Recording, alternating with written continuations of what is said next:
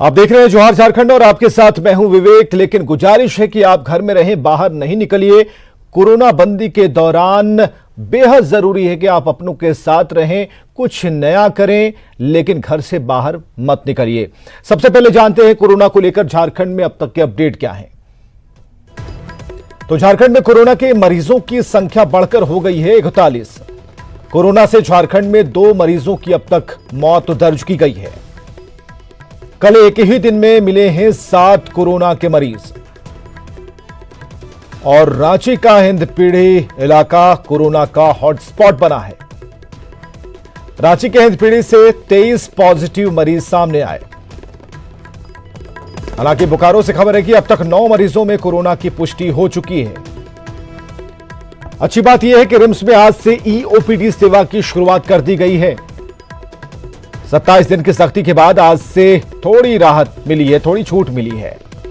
1/3 कर्मियों के साथ सरकारी दफ्तर खोल दिए गए हैं और कोरोना बंदी का सख्ती से पालन कराने में प्रशासन जुटा हुआ है। यह झारखंड का नक्शा और वो तमाम जिले जहां से कोरोना पॉजिटिव मरीजों के केसेस सामने आए हैं। रांची का हिंदपीढ़ी इलाका हॉटस्पॉट बना हुआ है। 24 मामले रांची से आए हैं, जिनमें हिंदपीढ़ी का इलाका जहां से सबसे अधिक मरीजों की संख्या सामने आई जो कि कोरोना पॉजिटिव थे। वहीं बोकारो में 9, धनबाद में 2, गिरिडीह में 1, कोडरमा में 1 और सिमडेगा में 2, हजारीबाग में 2। यह संख्या होती है 41 कुल मरीजों की झारखंड में अब तक।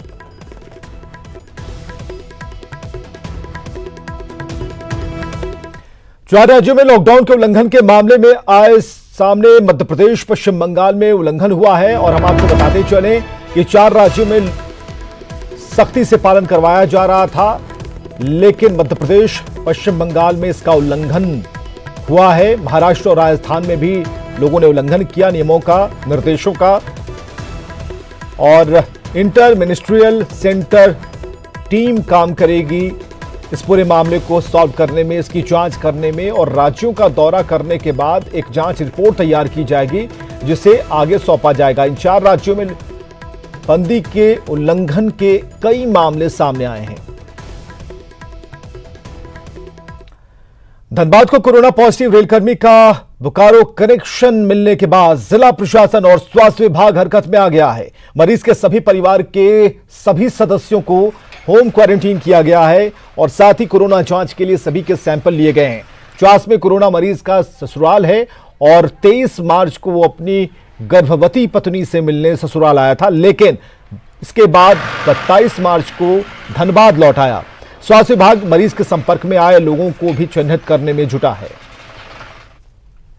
तब आसपास स्क्रीनिंग किया जाएगा। अगर ये लोग सभी निगेटिव रहते हैं तो आसपास कुछ करने की जरूरत नहीं है। हम लोग एक सर्वे सिंपल करवा लेंगे हाउस टू हाउस कि कोई ऐसा सिम्टम वाला व्यक्ति अगर होगा तो उस पर नजर रखा जाएगा। अभी कॉन्टैक्ट ट्रेसिंग में हम लोग और फर्दर हिस्ट्री लेंगे कि किससे। तो कोरोना बंदी के दौरान जनता को जरूरत के समय डॉक्टरों की सलाह कैसे मिले, और इसे लेकर रांची के रिम्स ने एनआईसी के सहयोग से ईओपीडी की शुरुआत कर दी है। इसके जरिए बीमार लोग रिम्स की ओर से जारी नंबर पर कॉल करेंगे, अपनी समस्या बताएंगे और इसके बाद दोपहर 2 बजे से विशेषज्ञ डॉक्टर की टीम उन्हें सलाह देगी। रिम्स के निदेशक ने बताया है कि आने वाले दिनों में वर्चुअल स्टूडियो बनाकर पूरा ओपीडी ही बना दिया जाएगा ताकि इस अत्याधुनिक कॉन्सेप्ट को धरातल पर उतारा जा सके। ज़रूरत हुई तो फिर व्हाट्सएप कॉल या हमने एक और टेली कम्युनिकेशन के लिए एक ऐप वीडियो एनआईसी की मदद से लिया है। उससे रियल टाइम में उस टीवी के ऊपर पेशेंट से बात की जाएगी और उनकी समस्या को समझा जाएगा। व्हाट्सएप के ज़रिए पेशेंट्स को प्रिस्क्रिप्शन भेजे जाएंगे। दोपहर से ये काम चालू होगा, 2 बजे से पहले वो बाहर से दवा ले सकें। और कोई पेशेंट्स जिनके पास व्हाट्सएप की सुविधा नहीं है तो फिर उनको नॉर्मल फ़ोन के मैसेज के थ्रू दे के प्रिस्क्रिप्शन समझाया जाएगा, या अगर उनकी अनुमति होगी तो हम फार्मासिस्ट को भी प्रिस्क्रिप्शन डिक्टेट कर सकते हैं, but that will be only with the permission of the patient. आम ओपीडी बंद है। जो रूटीन बीमारियों से मरीज हैं उनको कोई मेडिकल ओपिनियन नहीं मिल पा रहा है, जिसके कारण से वो परेशान हो रहे हैं। तो इस प्लेटफॉर्म पर आकर के वो व्हाट्सएप मैसेज और इवन वीडियो कॉल करके वो अपनी परेशानी बता सकते हैं और उसका उचित इलाज उनको बताया जाएगा। तो कोरोना बंदी के बीच आज से सरकारी दफ्तरों में काम शुरू हो गया है। सरकारी निर्देश के मुताबिक आवश्यक कार्य के लिए 33% कर्मचारियों का रोस्टर बनाया गया है और ड्यूटी पर लगाया गया है। नेपाल हाउस स्थित सचिवालय गेट पर गाड़ियों के साथ कर्मचारियों और अधिकारियों को सैनिटाइज और थर्मल स्कैनिंग के बाद प्रवेश दिया जा रहा है। नेपाल हाउस स्थित सचिवालय का जायजा लिया हमारे सहयोगी भुवन किशोर झा ने। कोरोना बंदी के बीच कई दिनों के बाद आज से सरकारी कामकाज शुरू हुआ है, उसमें भी 33% कर्मचारियों के रोस्टर के साथ। हम आपको दिखाना चाहेंगे, पहला ये दिन है और ख़ास करके ये पेयजल एवं स्वच्छता विभाग का ये दफ्तर है नेपाल हाउस में, जहाँ पे कर्मचारी जो हैं, जो ऑफिसर्स हैं, वो ड्यूटी पर आ गए हैं। आज पहला दिन है और किस तरह से आप लोग कामकाज, चूँकि कोरोना बंदी को लेकर के पूरी तरह से दफ्तर जो थे वो बंद थे कई दिन से। आज तो सारे लोग आए हैं, मोस्टली लोग आए हैं आज, और जो अर्जेंट काम है उन्होंने सारा लोग शुरू किया है काम करने के लिए। और जो सरकार का अभी जो कोविड-19 के लिए जो नियम बनाया गया है, जैसे सोशल डिस्टेंसिंग वगैरह, उसका हम लोग पालन पूर्णतः कर रहे हैं। और देख रहे हैं कि प्रशाखा विभाग और इंट्रेंस में भी सैनिटाइजेशन का काम काफ़ी अच्छे से किया गया है।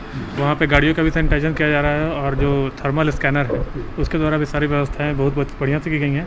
और अभी रोस्टर के अनुसार 33% ये उस पर करने का काम है, तो उसके हिसाब से भी रोस्टर का यहाँ पालन किया जा रहा है। सोशल डिस्टेंसिंग और यहाँ पे जो सैनिटाइजेशन की व्यवस्था है बहुत ही अच्छी है और हम लोग इस हिसाब से काम कर रहे हैं। चूँकि अत्यावश्यक कार्य करना है तो कुछ ज़रूरी है ही, उस हिसाब से हम लोग आते हैं और काम का आज से निस्तारण सुनिश्चित करेंगे। हम लोग की महामारी से एक बहुत बड़ी निपटनी थी, इसके वजह से सैनिटाइजर का भी प्रयोग कर रहे हैं हम लोग। रास्ते में, घर में और कार्यालय में भी दूरी बना के भी रह रहे हैं हम लोग कार्यालय में। तो कार्यालय के काम को तो करना ही है हम लोग को। और आज पहला दिन है कोरोना बंदी के बीच में दफ्तर खुले हैं। अब सरकारी कामकाज की गति आज के बाद से मिलेगी और कहीं ना कहीं जिस तरह से सोशल डिस्टेंसिंग का पालन करने के लिए कहा गया है, उसका पालन भी होता हुआ दिख रहा है सरकारी इन दफ्तरों में। कैमरा पर्सन नलीन के साथ भुवन किशोर झा, न्यूज़ 18 रांची। उधर कोरोना बंदी में आज से जिन सेक्टर्स में छूट मिली है उनमें कृषि क्षेत्र भी शामिल है और छूट मिलने से रांची में बिरसा कृषि विश्वविद्यालय के शोध और अनुसंधान के लिए तैयार वैरायटी को लेकर चिंतित कृषि वैज्ञानिक ने राहत की सांस ली है। हालांकि इस दौरान सोशल डिस्टेंसिंग का पालन किया जा रहा है। बिरसा कृषि विश्वविद्यालय में फसल कटाई का जायजा लिया रांची संवाददाता उपेंद्र कुमार ने। कोरोना बंदी से आज छूट दी गई है और उसमें कृषि सेक्टर भी है, जिसमें छूट दिया गया है कि सोशल डिस्टेंसिंग का पालन करते हुए कृषि के जो कार्य हैं उसको कराया जाए। बिरसा कृषि विश्वविद्यालय को इससे राहत मिली है। जो काम शुरू हुआ आज से शुरू हुआ। जी हाँ, आज से ही हमने इसको स्टार्ट किया है, क्योंकि जैसे हमको लॉकडाउन में हमें राहत मिली है और कृषि कार्यों में छूट दिया गया है, तो हम अपने जितने भी मौसम को देखते हुए हमको जितना जल्दी है हम इसको हार्वेस्ट करके और प्लस उसकी थ्रेसिंग करनी है हमें, तो ये देखते हुए हमने आज से काम स्टार्ट कर दिया है।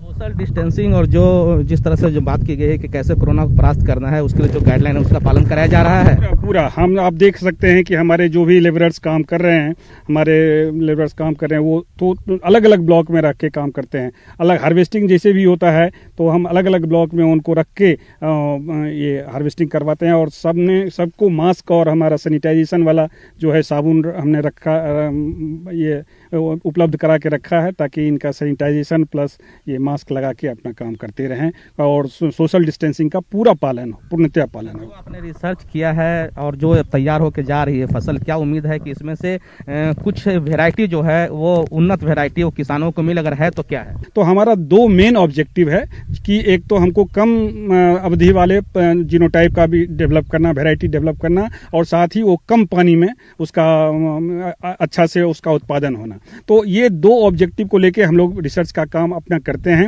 तो इस संदर्भ में हमारे बहुत सारे ऐसे जीनोटाइप्स हैं जो कि मल्टी लोकेशन टेस्ट करा के ऑल इंडिया लेवल पे उनका टेस्ट होता है और वो अच्छे उसमें उनका रिजल्ट आ रहा है और हम उसको रिलीज के इस पे लेवल पे पहुंचने जा रहे हैं। कैमरामैन सहनवाज के साथ उपेंद्र, न्यूज़ 18 रांची। तो कोरोना बंदी के बीच आज से सरकारी दफ्तरों के साथ कई छोटे बड़े इंडस्ट्री खुले हैं और इन विभागों के खुलने से आज से बिजली का लोड बढ़ने की आशंका जताई जा रही है। हालांकि बिजली वितरण निगम ने इसकी तैयारी की है और बिजली वितरण निगम ने 2000 मेगावाट बिजली की अतिरिक्त व्यवस्था की है, जिससे निर्बाध बिजली मिल पाएगी और रांची के सबसे बड़े ग्रिड हटिया में पावर सप्लाई के खास इंतजाम किए गए हैं ताकि लोगों को परेशानी ना हो। तो पहले भी बढ़ता था ना, बल्कि लोड कम चल रहा था। अब बढ़ेगा तो पहले भी बढ़ता था, तो इसलिए इसके लिए चिंता करने की आवश्यकता नहीं है, क्योंकि हमारे उच्च अधिकारी जो बैठे हुए हैं वो सब इस पर अपना नज़र रखे हुए हैं। और ये 1 महीना की बात नहीं है, 1 महीना की नहीं, तो बहुत पहले से चल रहा है। लोड बढ़ता है, सब होता है। अब बिजली हटिया ग्रिड से बिजली आपूर्ति बहुत अच्छी रहती है। और चलिए बात करते हैं झुंड से भटके गजराज की। चाईबासा में मुफस्सिल थाना क्षेत्र के महुलसाई गांव में एक हाथी अपने झुंड से बिछड़ गया।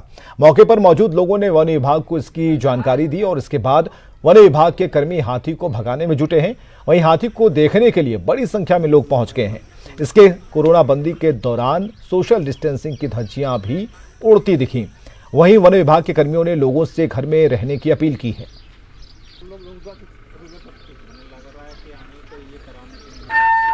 हाथी का प्रवृत्ति होता है, वो दिन को कहीं नहीं जाता है, वो एक जगह ही ठहरा हुआ रहता है। जैसे वो रात होगा, वो रात होते हुए अपने निकल जाता है।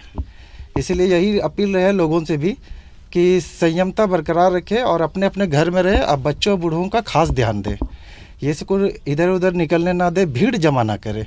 भीड़ जमा होने से, गैदर होने से वो उसका आकर्षित अपने और कर सकती है। और जामताड़ा में कोरोना की लड़ाई के लिए स्वास्थ्य विभाग के पास साधन नहीं है। एक ही थर्मल स्कैनर से हिजाम, जामताड़ा और करमाटांड में जांच होती है। करमाटांड कस्तूरबा स्कूल में 42 लोग क्वारंटीन किए गए हैं, लेकिन इनकी जांच भी सदर अस्पताल से थर्मल स्कैनर लाकर की जाती है।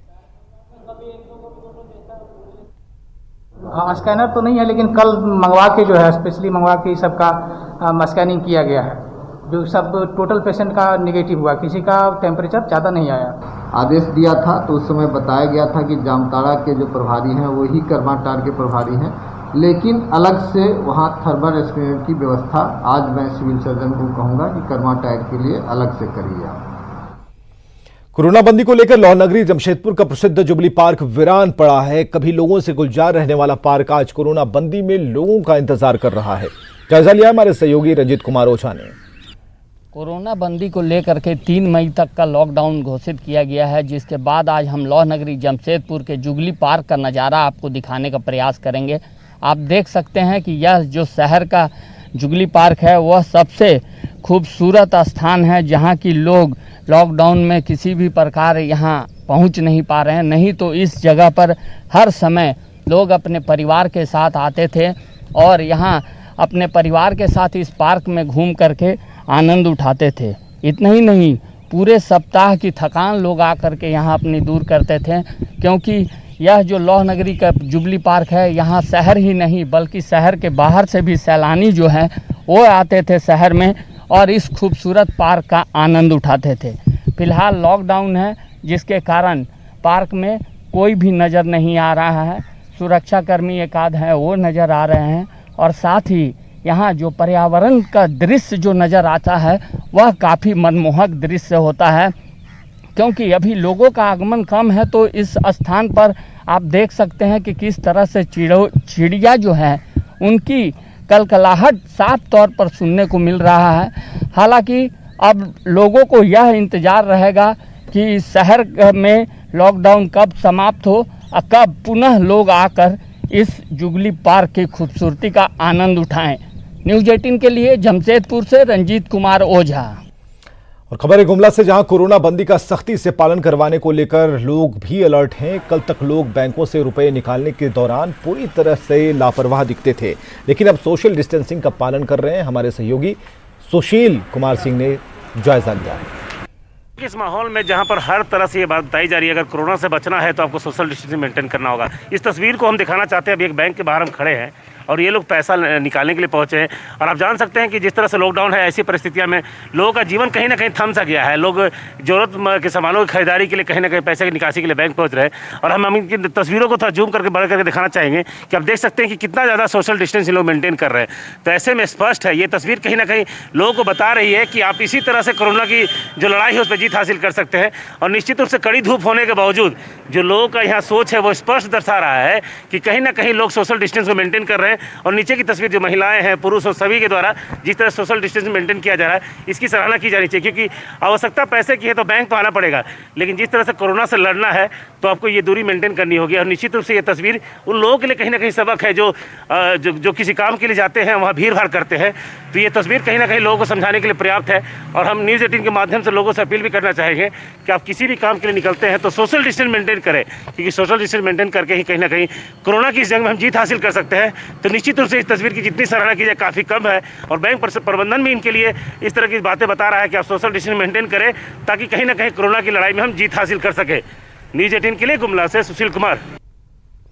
और पलामू के पाटन प्रखंड के नक्सल प्रभावित इलाके में कोरोना बंदी का असर दिख रहा है। किशनपुर बाजार 23 मार्च से पूरी तरह बंद है। ग्रामीण भी कोरोना बंदी का पूरी तरह से पालन कर रहे हैं। पलामू के किशनपुर गांव का जायजा लिया हमारे सहयोगी नील कमल ने। लॉकडाउन का अवधि बढ़ाने के बाद ग्रामीण इलाके में क्या हालात है उसका जायजा लेने हम पहुंचे हैं पाटन प्रखंड के सांसद आदर्श ग्राम किशनपुर। आप देख सकते हैं दाईं ओर कि पूरा जो है किशनपुर का बाजार है, पूरी दुकानें बंद है। कहीं न कहीं लोग लॉकडाउन का पूरी तरह से पालन कर रहे हैं। आपको अब बाईं ओर दिखाने की कोशिश करेंगे कि पूरा जो ये बाज़ार है, ये किशनपुर सांसद आदर्श ग्राम का ये गांव है जहाँ पे ये बाज़ार है और पूरा बाज़ार जो है बंद पड़ा है। आप बाईं ओर देख सकते हैं कि ये प्रशासन की गाड़ी है जो माइक के माध्यम से भी लोगों को आगाह कर रहे हैं कि वो कोरोना जैसी महामारी से बचने के लिए वो घरों में रहें। ये भी आप सड़क देख सकते हैं कि पूरा सन्नाटा पसरा हुआ है। जब से लॉकडाउन की शुरुआत हुई है तब से ये बाज़ार पूरी तरह से बंद है, एक भी दुकानें नहीं खुल रही है। अनाउंस करके भी बोला जा रहा है सभी अपने अपने घरों में रहिए, तभी कोरोना से बचाव हो सकता है। यही सब शिक्षा दे रहे हैं और हम लोग क्या करेंगे। क्या स्थिति है सर ग्रामीण अभी तो ठीक है, करके लोग मान रहे हैं, घरों में रह रहे हैं। मान रहे हैं। देखिए देखा जाए तो सामने है आपका सामने है। जी जी, लगातार ये काम आप लोगों द्वारा एकदम लगातार सेवा जारी है। तो आप देख सकते हैं कि ये पुलिस के पदाधिकारी हैं, लगातार ग्रामीण इलाके में खास करके माइक के माध्यम से लोगों को आगाह किया जा रहा है कि वो घरों में रहे और कोरोना जैसी महामारी से बचे। नीलकमल, न्यूज़ 18 पलामू। और बड़ी खबर आ रही है पश्चिम सिंहभूम के नक्सल प्रभावित गोइलकेरा में भाकपा माओवादी के नक्सलियों ने एक बकरी व्यवसायी की गोली मारकर हत्या कर दी है। गोइलकेरा थाने के खुड़ा गांव में बीती रात इस वारदात को अंजाम दिया गया और घटना की जानकारी मिलने पर पुलिस और सीआरपीएफ की टीम मौके पर पहुंची, जहां से नक्सली पर्चे के साथ आईडी लगा 3 बम बरामद किया गया। इसे पुलिस ने नष्ट किया है। एसपी ने बताया है कि पुलिस मुखबिर के शक में नक्सलियों ने अंजाम दिया। फिलहाल पुलिस नक्सलियों की तलाश में जुट गई है।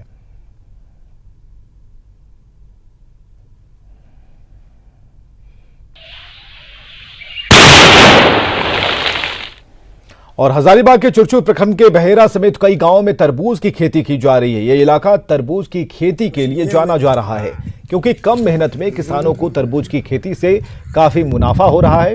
बंजर पड़ी जमीन पर किसानों ने 2 साल पहले तरबूज की खेती शुरू की थी और इस बार किसानों को 15 लाख से ज्यादा का फायदा होने की उम्मीद है। खेती किए थे 8 एकड़ का एक ज़मीन है, हम लोग 4 एकड़ में शुरू किए थे। 4 एकड़ खेती में हम लोग का 7 लाख मुनाफा निकला था। इसके बाद हम लोग ने टमाटर लगाना शुरू किया, फिर टमाटर में 5 लाख का बेनिफिट हुआ। इसके बाद हम लोग ने फिर नया सेट से मल्चिंग लगाना शुरू किया क्योंकि मल्चिंग में बहुत ज़्यादा पैसा लगने की वजह से हम लोग ने कंपनी से मदद मांगा, जो चुरचू नारी ऊर्जा प्रोडक्शन कंपनी लिमिटेड है, उससे मदद मांगा। तो मदद के तौर पर हमें कम रेट में मल्चिंग दिया, जो कि पर बंडल 500 रुपये। तरबूज की खेती अभी कर रही हूँ। पहले तो हम लोग तरबूज से ही स्टार्टिंग किए थे, उसके बाद दूसरा फसल हम लोग लगाए थे टमाटर, जिसमें बहुत फ़ायदा मिला था। 7 लाख तक हम लोग कमाए थे। फिर ये तीसरा फसल अब जाने वाला है, ये तरबूज है। अब पक गया है तरबूज। ये जो पहले हम लोग खरीद के खाते थे, लेकिन अब हम लोग को ऐसा नहीं करना पड़ रहा है। अब हम लोग का खुद का अपना तरबूज है और सारे हजारीबाग जिले के रहने वाले हैं, उन लोग को आप तरबूज खिला रहे हैं, तो बहुत खुशी की बात। कोरोना के संक्रमण काल में रिलायंस फाउंडेशन ने मिशन अन्न सेवा की शुरुआत की है और इसे रिलायंस फाउंडेशन की दुनिया में सबसे बड़ी पहल के रूप में देखा जा रहा है। मिशन अन्न सेवा के तहत 16 राज्य और 1 केंद्र शासित प्रदेश में खाना बांटा जा रहा है।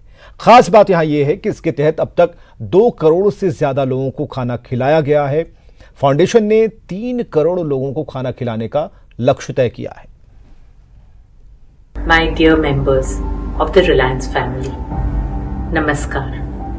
I hope all of you and your families are safe and healthy. For Mukesh and me, it is our top priority to ensure that each one of you and your loved ones in your families are safe, protected and COVID-free. COVID-19 is an unprecedented pandemic for the world, for India and humanity. As India enters an extended period of lockdown, our hearts go out to all those Indians who depend on daily wages for the next meal. They too are members of our Parivar, our Bharat Parivar. That is why at Reliance Foundation, we have launched Mission Anna Seva, our pledge to feed needy Indians. In our culture, Annadan is Mahadan. Upanishads teach us that food itself is Brahma. Through Mission Anna Seva, we will provide over 3 crore meals to marginalized communities and frontline workers across our nation. This will be the largest meal distribution